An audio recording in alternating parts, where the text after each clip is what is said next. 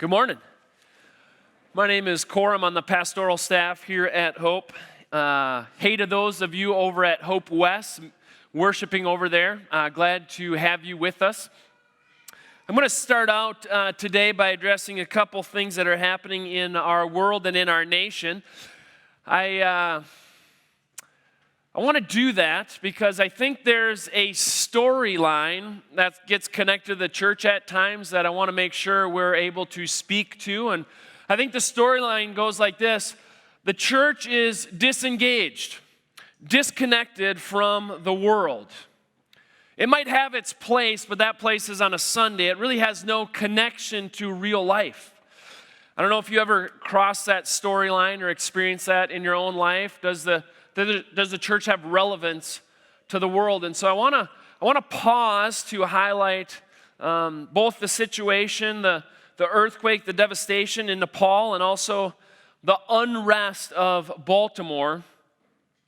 And I think I would have done this if it didn't dovetail into today's passage from the Gospel of Luke, but I believe it does. I believe there's connection. I don't believe I'm making a stretch to connect what happens with Jesus and the centurion to some of the events that are happening in our world.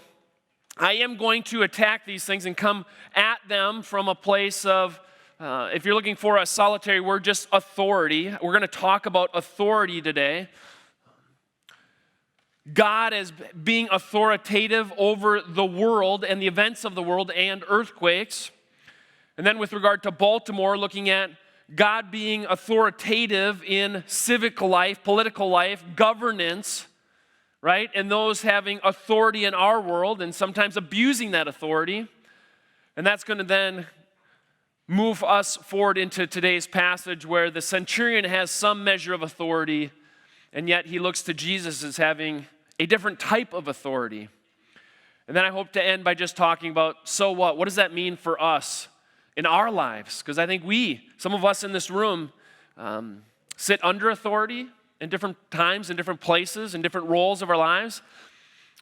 And there are many times where we actually sit in positions of authority. And so I want to be able to come back to that and talk about what does this mean for us here and now. But let me just first start by talking about Nepal. And I don't know how saturated your mind and heart has been with the news coming out of that part of Asia. I don't know how full your news feed is. I don't know if maybe you have fatigue about just hearing some of the devastation.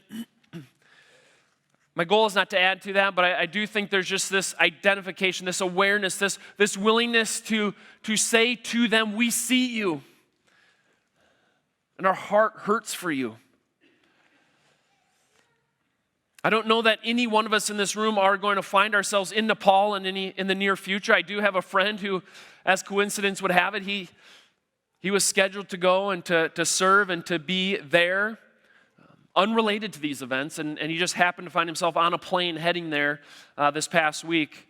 I think most of us are going to experience this event from afar, and I think as a result of that, we could close off our eyes or our ears or our hearts to that. And yet I think it's the call of the church, it's God's call for His church to have eyes open and ears open and hearts open to the needs of the world, to the devastation. Not that we might only go and serve and be a part there, because not everybody's going to have the means to do that. Not everybody's going to have time and availability to do that, and yet I think there's still a call to pray for the people of Nepal, to bring them before God. And again, this plays into our view of authority and God's role in permitting, causing these events to happen. Permitting this devastation. Some of you may not want to come to God right now. That might not be your natural instinct, to be drawn to God. Why? I don't know why He didn't stop this, and so I don't know that I want to come to Him. If He has authority, why would He allow this? Why would He cause this? Why wouldn't He stop this? And yet it's exactly what I want to encourage you to do. It's what our passage is going to encourage us to do. Look what this Nepali pastor says through the Gospel Coalition in their international outreach arm. This tweet went out. pray for Nepal. He's quoted as saying, "My heart is sad, but God is in control. Many trained leaders have been lost. Pray that God opens hearts." That in 140 characters or less is what this pastor on the ground is asking us, right?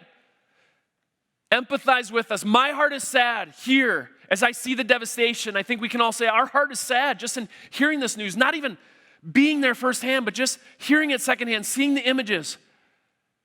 Brings us to a place of sadness. But what's his response? God is in control. God is in control. Do you believe that this morning? Right after speaking of sadness and God being in control, he acknowledges the fact that we've lost leaders. Recent numbers, some 7,000 lives being lost. That's brothers and sisters in Christ and many more Nepali people. He's saying we have leaders in our churches that have been lost.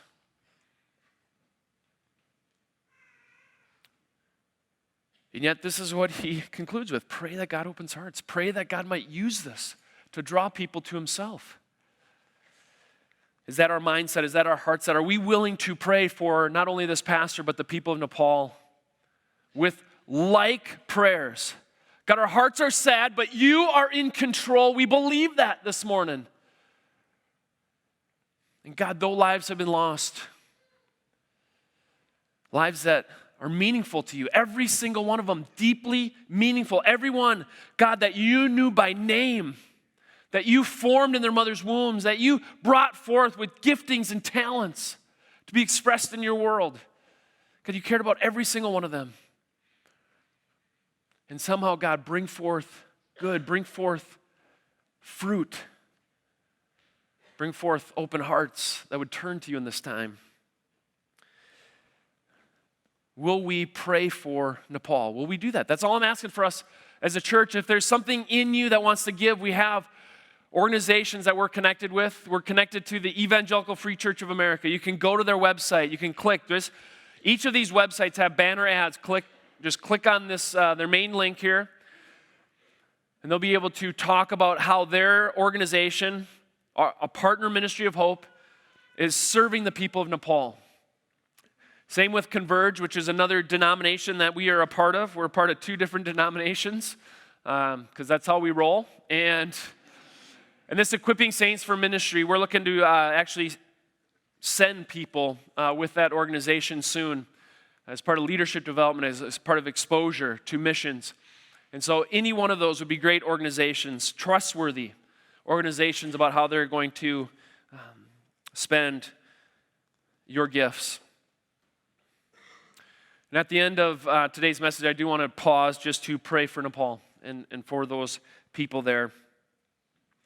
Even reading the story of a pastor who, shows the one picture, him and his wife just smiles on their faces in front of their house, and the next picture is just, his house is just in ruins.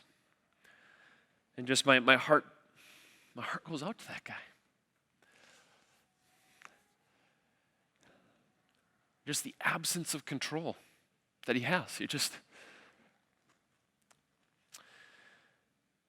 Let me turn the page now and talk about Baltimore for a moment.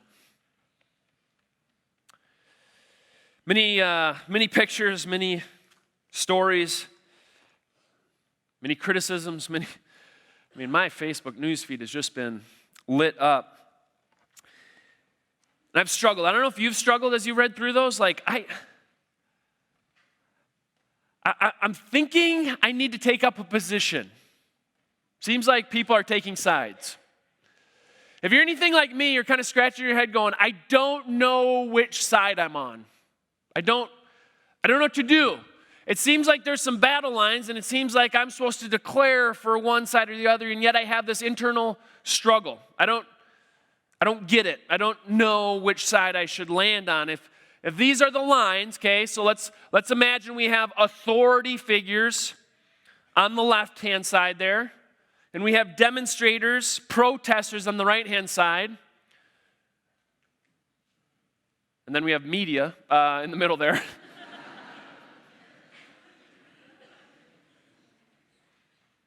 Not helpful. But let's just say that those are the sides. That's an oversimplification of the problem. But let's just say those are the sides. You have those in authority, okay? And those in authority having potentially some within this group of authority abuse that, misuse their power. And then you have the protesters, demonstrators, many of whom have brought forth honorable demonstrations and some who have not. So I'm seeing on these two battle lines, actually 4 groups of people, not just 2, right?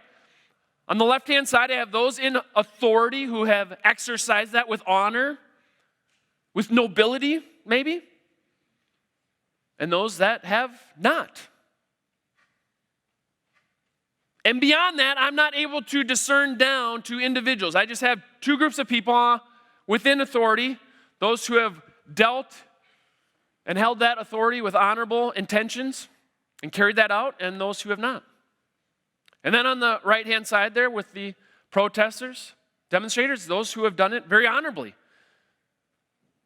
with noble intentions and carrying that out, and others who have resorted to ignoble means and devastation and violence.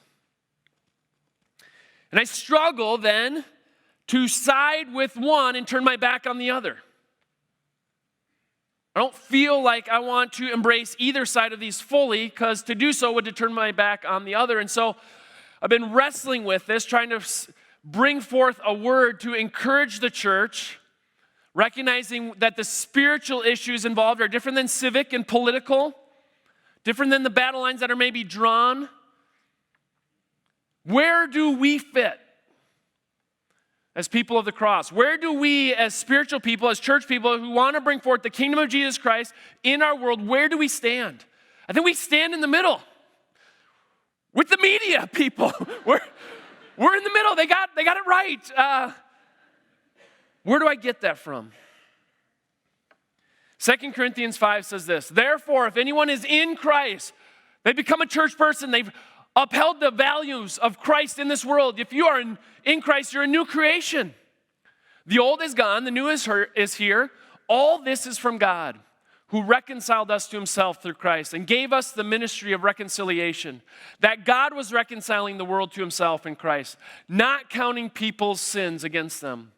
And he has committed to us the message of reconciliation. We are therefore Christ's ambassadors, as though God were making his appeal through us. Christ came, right? Christmas, we talk about the incarnation, the fact that Jesus Christ, second person of the Trinity, comes forth, born of a woman, okay? Fully God, fully man. He dwells with us. He lives with us. He's in our midst. And in doing so, he's reconciling us to the Father, and he's also tearing down this wall of hostility between us that we might love God and love one another. And then after he reconciles the world to the Father and to one another, he says, now you do likewise. Be reconcilers. Carry forth this ministry of reconciliation. It's a tough task. It's a tall task. And as I was sitting with this, I was saying, God, what's one small way that I might be able to actually do this? How might I try this? I'm not saying I know how to ride a bike. I'm just saying maybe I could get on a bike with some training wheels and just take a step forward in this. What might this look like? And as I was considering these things, the Lord reminded me that in our gym, I'm in my office over at Hope West, and in our gym at Hope West on that very time, on that very day, on Wednesday or Thursday, there's a group of about a dozen African-American students that were using our gym. I don't think this is just a black-white issue. As I talked with some of the people that I'm going to list here, most of them would hold it up as a class issue, economic issue. I said, I'm going to go talk to them. I want to hear what they have to say. And so I did. I approached them as they're playing basketball and getting all sweaty, and I'm like, hi, I don't know how to do this. Hey, And so a few of them kind of peeled off. They were gracious enough to talk to me. And I just said, hey, I'm gonna have a chance to address the church on Sunday. And with all the civil unrest going on with Baltimore and Ferguson, is there anything that you would want to share? I had the chance to address, some 1,000+ Hope people. Is there anything you want to share? And one of the girls just thought about it for a little bit, and she just said, I don't even know what to say. It's like, I don't even know where to start. There's just so many layers to this, so many layers of complexity. The other one says, it's tough. I'm like, well, share more. She says, well, I'm mixed. My parents, I have one black parent, one white parent, so I'm mixed. I'm on both sides of the racial struggle.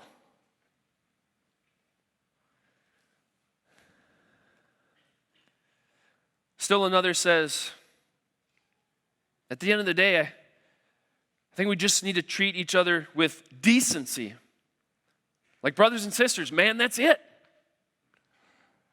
And so this group I found out was from the Minneapolis Urban League. And so they're all in their late teens, early 20s. And then I just happened to have to repair my son's eyeglasses. It's not a good idea to practice baseball with your glasses on. So a screw came out, and I had to go get them fixed. And there was a guy, I don't know, maybe 55, 60 years old, African-American guy, and I just said, I want to hear what this guy has to say. And shared that I'm a pastor, I'm going to be preaching.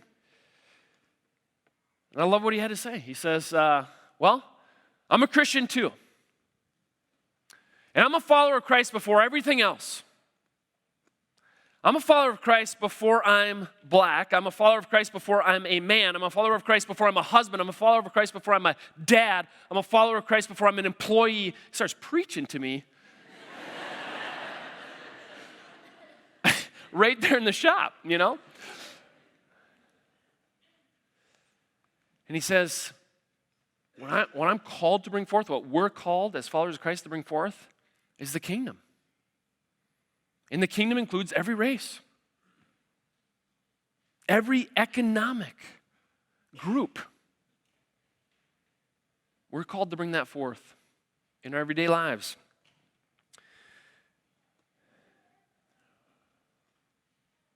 None of them, as was shared with me, protested.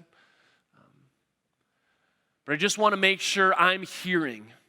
I just want to make sure that I'm not just forming my own opinion based on what some media person, what some blogger out there. I want to hear from people. How are you experiencing this?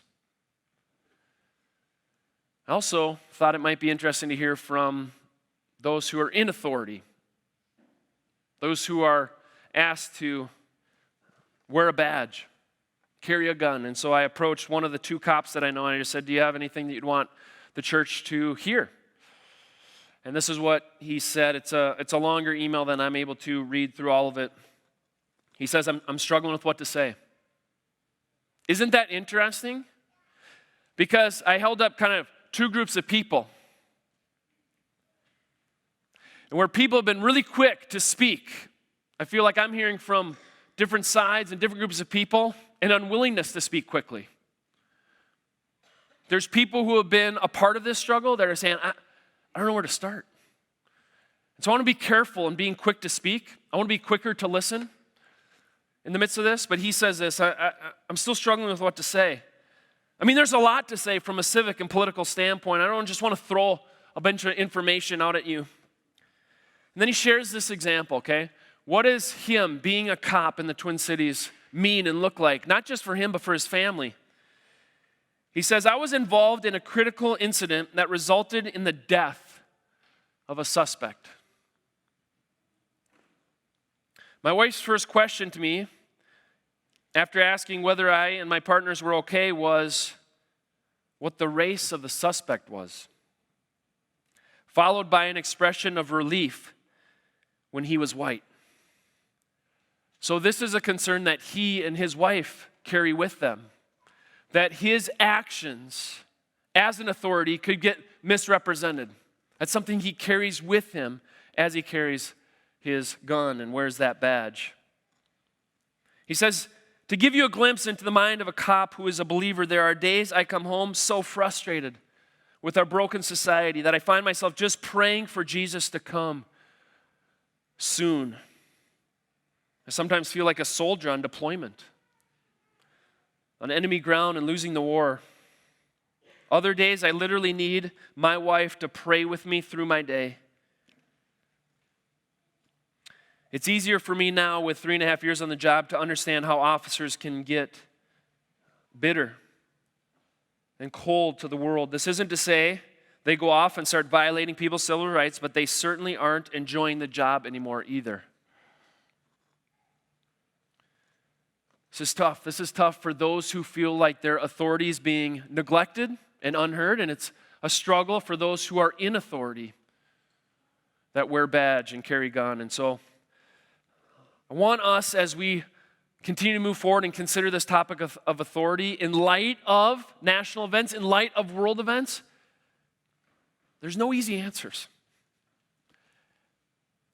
And I think we're fooling ourselves as the church, wanting to move into this world, wanting to make a difference, wanting to be an impactful community and church in our world. I think we're fooling ourselves if we're bringing forth trite, easy answers.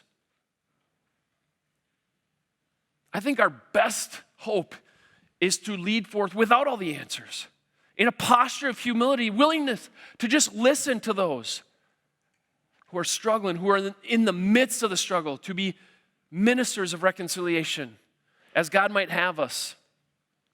I want to highlight one who's doing it, who's getting it right. It's one of our partner ministries called Hope Academy. Some of you know Hope Academy. Hope Academy is a partner ministry of Hope Community Church. I love what they're doing. Right over here on Chicago and Franklin, okay, is an urban school. We have multiple Hope people that serve and minister there, and we support, as a church, we support them financially, and people go over there and mentor students. We have people tutoring. Lots of opportunities to serve over there. But look what two of their staff were highlighted. It says, peacemakers at Hope Academy. Greetings. This is from Russ Gregg, the dean of the school. He says, greetings. 2 Hope Academy staff were recently recognized by the city of Minneapolis for the peacemaking work they've done. 5th grade teacher Don Tyler was nominated for, and upper school administrative assistant J.C. Hildreth was awarded the 2015 Minneapolis Peacemakers Award. In the midst of increasing turmoil at home and abroad, we thank God for their outstanding examples and for the many other staff who are committed to sowing seeds of peace in our city.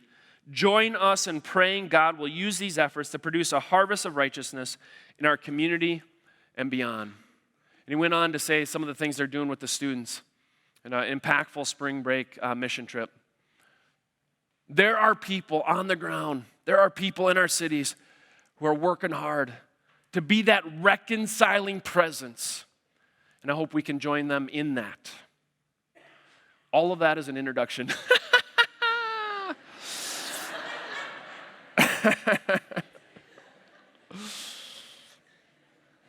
That's heavy stuff. That's heavy stuff. I admit that. And I need a little bit of levity myself. And maybe you need a little bit of levity just to say, all right, where are we at? Where are we at in the gospel here? Where are we at in this message? And so let's go there now. Let's transition. I want to pray for Nepal. I want to pray for Baltimore. I want to pray for us as a church that wants to have presence and make a difference and have relevance in the community.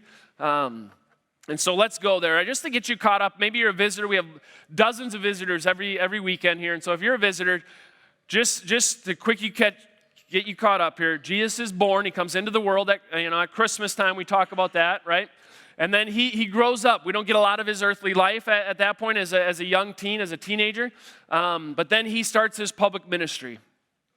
And he has just come off preaching the greatest sermon ever, okay, the Sermon on the Mount or the Sermon on the Plain. And Steve, over the past 4 weeks, has taken us through that. This is gospel proclamation at its finest. This is Jesus getting staged to just teach the people, okay? And then they're getting various responses to that message. And that brings us up to today's passage where we move from gospel proclamation to gospel demonstration. He was teaching, now he's going to do some stuff, okay? He's not just going to be able to talk and it's easier, right? Sunday talk is cheap. It's like, what does this look like come Monday morning? Well, Jesus is going to show us how he follows through in daily life, living this out, okay? Today's message is called, What Causes Jesus to Marvel? Luke 7, 1 to 10. You can look there on your Bible. You can look at the insert. It's all there for you. There's an outline for you where you can follow along. So I'm going to read through this passage, then make some comments. And like I said previously, we got to ask, so what? What does this mean for us come Monday morning? What does this mean in our daily lives? So let me read for us. When Jesus had finished saying all this to the people, that's the Sermon on the Mount. He's done talking and teaching. So he's saying all this to the people who were listening. He entered Capernaum. There, a centurion servant, whom his master valued highly, was sick and about to die. The centurion heard of Jesus and sent some elders of the Jews to him, asking him to come and to heal his servant. When they came to Jesus, they pleaded earnestly with him. This man deserves to have you do this because he loves our nation and has built our synagogue. So Jesus went with them. He was not far from the house when the centurion sent friends to say to him, Lord, don't trouble yourself, for I do not deserve to have you come under my roof. This is why I did not even consider myself worthy to come to you. But say the word, and my servant will be healed. For I myself am a man under authority, with soldiers under me. I tell this one, go, and he goes. And that one, come, and he comes. I say to my servant, do this, and he does it. When Jesus heard this, he was amazed at him, and turning to the crowd following him, he said, I tell you, I have not found such great faith even in Israel. Then the men who had been sent returned to the house and found the servant well. All right, let's walk through this a little bit at a time, just making some notes. The beautiful thing is the parts of this passage that are open to speculation are not the main point, and Jesus' main point is just dead obvious. All right, that's the helpful piece for us. So let's go through this. Let's walk through it. When Jesus had finished saying all this to the people who were listening, he entered Capernaum. Okay, so he's been out on this plain. He comes back to Capernaum. That's on the north side of the Sea of Galilee. So imagine the hub of Jewish life being Jerusalem. Okay, so let's imagine Jerusalem is the equivalent of the Twin Cities. Jesus is up in Walker, Minnesota on Leech Lake. Okay, just a no place, nowhere, middle of, just nothingness. My grandma is going to be at the 11 o'clock service, so that's a joke for my grandma for later because she's from Walker. Okay, so he's coming to Capernaum, which is on the north side there, and he's been doing some ministry there. He's been actually ministering and healing people, and he's becoming quite well known. If you're looking for Nazareth, that's in the lower left-hand corner there, kind of south and west of Capernaum. Let's keep going. There, a centurion servant, whom his master valued highly, was sick and about to die. A couple things here. Just some of you love your Jewish history. Others of you are less inclined. But a centurion just is a guy, is kind of working for the Roman Empire. He's got 100 soldiers under him. He and 5 of his other centurion friends kind of serve under this tribunal, okay? So they have this kind of various layers of authority. But he's on the outskirts of the Roman Empire, right? He's not one of the big shots here. He's out there as well. And it's interesting because one of his servants seems close to death. And in the equivalent passage in Matthew, it says he's paralyzed and about to die, okay? So now what is it? Is it that he just so loves this servant? Just they have this kinship, even though he's got 100 of them, like this is his special guy? Or is it just like, no, if this guy dies, I lose his services? We don't know. We don't know. The passage doesn't tell us. It could be a little bit of both, but we don't know for sure, okay? But it's clear that there's something there. There's this willingness to kind of set up this story of saying, no, I value this servant highly. Don't know if it's because of the work product. Don't know if because there's this kinship, okay? Moving on, it says the centurion heard of Jesus and sent some elders of the Jews to him, asking him to come and heal his servant. In Matthew's account, again, just trying to highlight, some of you might you like doing the multiple accounts thing, it's interesting because in Matthew's account, they don't have like the religious leaders coming to Jesus. It just says the centurion went right to Jesus. Most likely, I think what we have is legit here in Luke, and yet both of them can still be the same story, just told different ways, right? Like the centurion came, well, who spoke to Jesus, the centurion or the religious leaders? It's like, well, both, right? Because if you look at kind of the language there, he sent some of the elders of the Jews to him, asking him to come and heal his servant. And so there's just the way the language is set up there, which communicates it's clearly this singular guy, not this group of religious leaders that are coming to Jesus. And some of that's lost maybe in our English translations, but just want to make that clear. These elders of the Jews, he's clearly saying, the centurion is saying, all right, I don't have an in with him, but you guys would. Why? Because you're all Jews. So let me send you for a little bit of help. You guys can be part of my entourage. I watched Mayweather-Pacquiao. Talk about some weird entourages coming out. The Burger King character was in one of the entourages for Mayweather, and then Pacquiao had Jimmy Kimmel, who was struggling to keep a straight face. Like he was the grizzled strength behind, I don't know, weird, okay? But these elders, these religious leaders, elders doesn't mean just like old people, it just means religious leaders, people who have some authority within that sphere are going to come and bring this request to Jesus to come and heal his servant. Continuing on, it says, when they came to Jesus, they pleaded earnestly with him. This man deserves to have you do this because he loves our nation, has built our synagogue. So can you imagine this? What have we been describing as kind of going on there? It's like, well, the religious leaders are trying to figure out Jesus because they've had authority, they've had control, and now he's kind of throwing things into upheaval. He's healing people, and he's healing people on the Sabbath, and that's confusing them, and it's frustrating them. Okay? And rather than calm down, Jesus is willing to exasperate the problem. Exasperate. B, with a B, right? Or a P. Exacerbate. Thank you, Matthew. Appreciate you. All right? So he's willing to increase the scope of the issue. He doesn't care. He wants to press it. Okay? So now these religious leaders are called by this centurion, this Roman. It's like, well, what do we do here? He wants us to go. We want to have peace. He's helped us in our nation. He loves us. He loves us as a people. He even went so far as to contribute funds and monetary stuff that we might build a synagogue. Maybe he's not the only guy, but he contributed enough funds where we would say he built our synagogue. He gets naming rights. You know, we got Target Field, Target Center. This guy gets named Centurion Synagogue. Like that would be he would get to name the synagogue, okay? And so he's deserving, Jesus, for you to come and heal him. And again, maybe as well-intended to keep peace and to honor this guy as they are, it's incongruent with some of the things Jesus has been teaching. There's this kind of honor and obligation thing going on within the religious sphere that Jesus is like, that's not what I'm about. There isn't this I have to go and heal him. He deserves it. The religious leaders are saying, he's worthy. He's deserving. He's fantastic. Let me read a quote to help us with this kind of environment. Joel Green is going to help us because what Jesus has been trying to bring forth is like, no. We love everybody. We even love our enemies. Okay? And so when we do things, it's out of the grace of God and the mercy that we've been shown from God, we turn and love others. It's not I have to love you.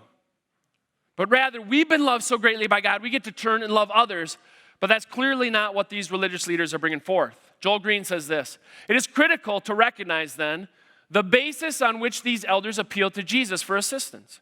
They do not employ the language of kinship or need, nor do they frame their requests with any language that one might regard as harmonious with the new dispositions and behaviors Jesus has outlined in the preceding chapter. That's the Sermon on the Mount. That's love your enemies. That's love all the people. Okay? That's not how they frame it to them, though. Instead, they assume and propagate the insider-outsider categories of honor and obligation prevalent throughout the empire. Their words betray their captivity to a world system whose basis and practices run counter to the mercy of God. Jesus has just set up a kingdom principle that we are going to love other people, including our enemies. That's what he wants to bring forth. Why? Because that's what we see depicted on the cross. Even while we are his enemies, he dies for us. He didn't come, even though he was worthy of honor and worthy of being served, he didn't come to be served, but to serve and to give his life as a ransom for many. So he's overturning this honor obligation system, saying, no. It's out of God's grace and mercy. How does Jesus respond? He went with them. Even despite the way that they qualified, he still goes. He went with them. He was not far from the house when the centurion sent friends to say to him, Lord, don't trouble yourself, for I do not deserve to have you come under my roof. That is why I did not even consider myself worthy to come to you. You see that? It's the words that these friends are bringing to him are kind of first person singular, right? I. They're delivering this message for the centurion. And he's not far from the house when the centurion sends friends. It's kind of interesting because it's like, well, I'm going to send these religious leaders to get Jesus to come and to heal. And then it's almost like, it's like he has this moment of like, oh, he might actually come.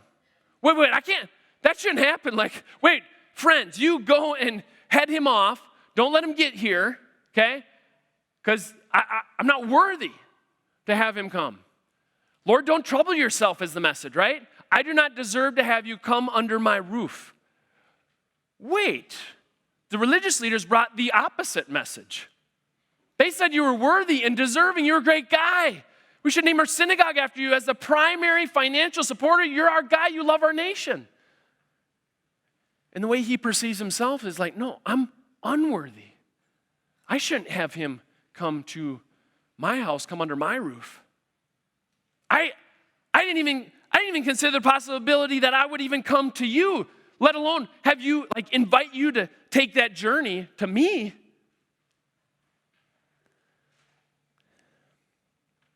Look what Steins says here in his commentary. He says, no reason is given for this sense of unworthiness. We don't really know why. He just feels so unworthy. To claim that this feeling of unworthiness was due to a sense of depravity, right, in a spiritual sense, or a sense of immorality, being a Gentile and not a Jew, a recognition of the contrast between himself and Jesus, or a sense of defilement is purely speculative. We don't know why he felt so unworthy, where these religious leaders clearly esteemed him as worthy. The passage continues, and this is it, friends, this is it. But say the word, and my servant will be healed. For I myself am a man under authority with soldiers under me. I tell this one, go, and he goes. And that one, come, and he comes. I say to my servant, do this, and he does it. Say the word. All you, Jesus, need to do is say the word. Heal. Release. Stand. Walk. This paralyzed, near to death servant of mine would get up and walk. Just say the word. That's all you have to do. Stein says the centurion explained his faith in Jesus by giving an illustration of authority. If the centurion with his authority could simply order certain things done, how much more could Jesus as Lord do the same? True faith realized that God can heal apart from rituals, special ointments, touch, or monetary gifts to the healer. The centurion recognized that all Jesus needed to say was a single word. His faith in Jesus was absolute and unlimited. Even a single word from the Lord spoken at a distance could heal his servant. For the Spirit of the Lord was present with Jesus to heal. Just say the word. Say the word. Do we have that mindset? Does our faith resemble that? God, you can do this. In a moment, you can do this. Heal. Save. Do we have that mindset of God in his authority, in his power? Continuing on. When Jesus heard this, he was amazed at him And turning to the crowd following him, he said, I tell you, I have not found such great faith, even in Israel. Then the men who had been sent returned to the house and found the servant well. Jesus shows his authority, shows his power. He gets up and he walks. He gets up as he's been healed by Jesus. That authority is established. It's how so many of the great stories in the Bible end, like Jesus as healer heals. He actually says the word. I think it can be really challenging for us because maybe we pray that he would speak the word and he doesn't. Jesus demonstrates his authority. He heals the guy. But it's the faith of the centurion.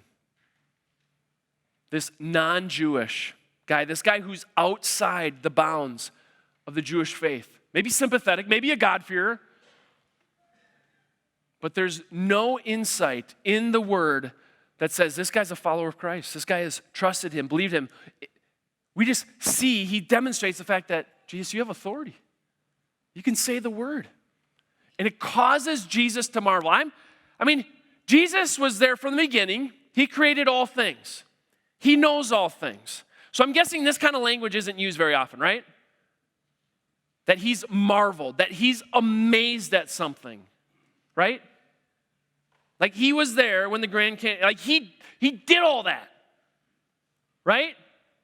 He did all the continental stuff and the oceans, and the depths of the seas. He did all that. So it's just like, I mean, like it's just normal. And it says this caused him to marvel, to be amazed. The comparison would be, imagine you leaving Centennial, and you got to get over to Hope Bus, and you pass Frat Row, it'd be a roundabout way. You wanted to pick it up at Sanford, let's say. It's a beautiful morning. You want to walk, okay? It'd be Jesus coming to that person, Frat Row, the person, and you go, man, the partying, the drunkenness, things getting out of hand. And some person in there that just carried their pillow home, woke up to somebody they didn't know, expressed in their life that Jesus had authority to do something that far surpassed any of the faith being expressed by the people of this church. That's what's being described here. You know how offensive that is? It's those in our group in here that love hipster life, urban life, ride your bike only life, okay? And God comes and sees that soccer mom, suburban drive, SUV driving suburban mom, that one that you go, I would never live life like her. And God sees something in her where she establishes, she believes in the authority of God. The one that you find lowest of the low. That person expressing faith in God's ability and authority. You have somebody in your life that you consider other. To the Jews, that's this guy. And God marvels at his faith. That should challenge you. That should convict you. It does me as I've sat with this. I don't want that to be true of us. God finding more faith out there than in here. I don't want that to be true of us.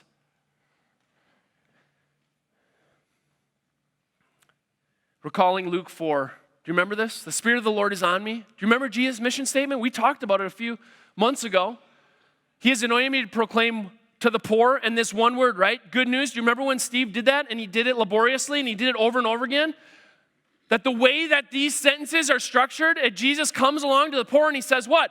Euangelion, good news, one word. Or he comes to those who are imprisoned, and he shouts one word, freedom. Or he comes to those who are blind and he screams one word, sight. Say the word, Jesus. Just say the word. And the centurion just says, Jesus, just say the word. You can do it. Just say it. Say it. And he does. And his servant is healed. Just say the word. This centurion is following these principles. He's holding Jesus to his word. That the Spirit of the Lord is on him to preach good news, to proclaim freedom, to proclaim sight.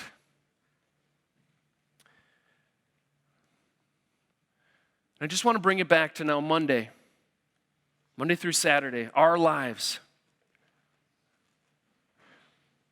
I think we have a struggle with authority. I was talking with a couple guys that we looked at this passage together on Monday, Davis and Mike, and we talked through just the struggle that we as Westerners, as Americans, have with authority. We started a nation based on a struggle for authority. The United States, right? We don't want your authority. East, right? We don't want British authority anymore. We're done. Okay? We want freedom. We want to do our own thing. And that's built into you. This is in you. Because if I ask you to do something, your natural response is no. Right? Like that's the challenge I face as preacher every Sunday. Because it's just in you. That independent streak, nonconformist. You want me to do something? No. Oh, it's okay for me not to come? Then I'll be there. Like that's, we're like hardwired. But then this gets interwoven throughout all the different areas of our life. I just listed some here, right? For some of you, you're under authority in school. And you're really feeling that professorial authority over you right now at this time of the year, right? Just like, why are they assigning all of this right at the end? What is that? They had all semester to lay down the smack, and they're waiting till the end, right? For some of us, it's at work. You might have some authority, you might be under authority. Civic authorities, we already mentioned. Governmental authorities. Family has different layers of authority to it, right? My wife, she holds our finances. I yield to her authority in that. She'll come to me and say, we need to have a spending freeze.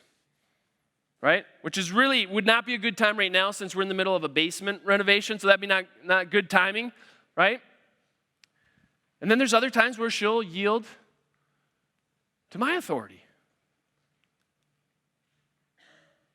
And the boys, 100% of the time, yield to my authority. But in family relationships, you have different structures. What about the church? Some of you have been burned by the church, been hurt by the church. Church has misused its authority in your life. That's hard.